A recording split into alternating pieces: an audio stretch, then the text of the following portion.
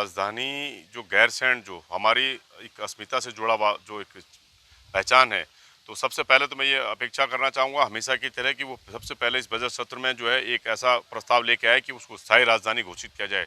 आप किस तरीके से जो क्या नए ज़िले बनाने को लेके जिस प्रकार से आपने कहा कि नए ज़िले बनाने की योजना नहीं है, तो गैरसैंण के लिए मेरा विशेष प्रस्ताव है कि आप लीग से हट के उसको एक ज़िले की कम से कम उसको एक भूमिका दें।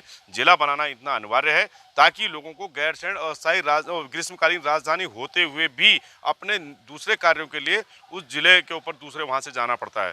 तो इस सब चीज़ों को मद्देनजर रखते हुए सकारात्मक दृष्टि से ये बजट सत्र निकले, हमारी ये अपेक्षा। प्रकार से लोग विधायक निधि का कहते हैं, तो विधायक निधि में भी जिस प्रकार से चाहे वो आप 1 करोड़ की, मैं एग्जाम्पल के तौर पर उदाहरण के तौर पर कहना चाहूँगा, 1 करोड़ में तराई के क्षेत्र में उससे आप बहुत काम कर सकते हैं।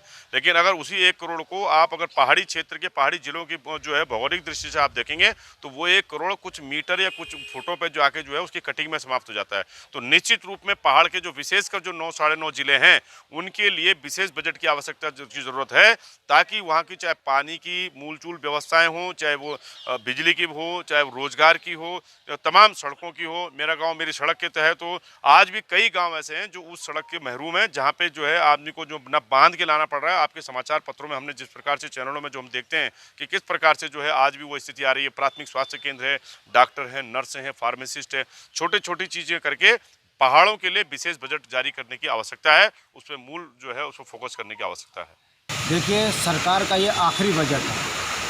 उत्तराखंड क्रांति दल के नेता होने के नाते हमें लगता है कि इसमें युवाओं को बड़ी निराशा मिलेगी। सरकार ने नौजवान बच्चों के लिए रोज़गार के लिए इसमें कोई प्रावधान यदि करेगी तो अच्छा है, मगर भारतीय जनता पार्टी का जो राजनीतिक चरित्र रहा है कि पहाड़ों से नौकरियों को ख़त्म करना। दूसरा, पिछले 3 वर्ष का जो इनका बजट रहा है उसमें उत्तराखंड के पर्वतीय क्षेत्र में रहने वाले लोगों को निराशा ही हाथ लगी है।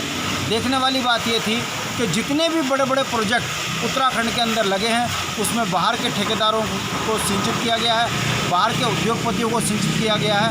इनके शासनकाल में 4 वर्षों से उत्तराखंड का उद्योगपति जो है अनदेखा किया गया है, उत्तराखंड के स्वरोजगार करने वालों की अनदेखी की गई है। इसलिए हमारा ये मानना है कि इस बजट में उत्तराखंड के मूल निवासियों के लिए निराशा के सिवाय और कुछ नहीं होगा। देख लीजिएगा, कल के बजट के बाद आपको उत्तराखंड के अंदर एक बहुत बड़ी निराशा दिखेगी।